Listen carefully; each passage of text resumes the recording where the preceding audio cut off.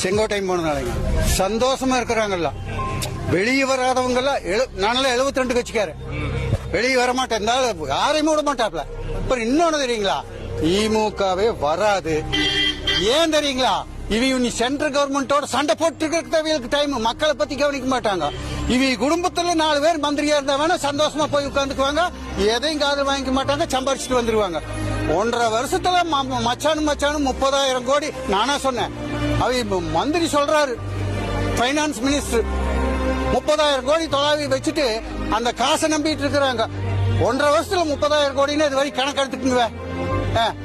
தலைவர் சொன்ன மாதிரி இப்ப இருக்கிற மினிஸ்டருக்கு பாதி பேர் உள்ள போயிருவாங்க.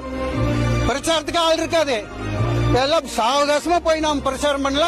200 சீட்டுக்கு மேலதான் ஜெயிக்கு, இது கன்ஃபார்ம். இது எந்த கட்சியிலாவது பாத்திருக்கீங்களா? எப்படி ஒரே குடும்பத்துல 5 பேரு 6 பேரு கருணாநிதி கனிமொழி மகங்கிறாங்க. ஒரு பத்திரிகை நிருபர் கோர்ட்ல கேஸ் போட்டு பத்திரிகை நிருபர் என் மகன்னு சர்டிபிகேட் வாங்கி வச்சிருக்காங்க. அந்த சர்டிபிகேட் கொடுக்க சொல்லுங்க. கனிமொழி மகன்ல ஜனநாயகமா கிடையாது. நன்றி, வணக்கம், வாழ்க அண்ணா திமுக.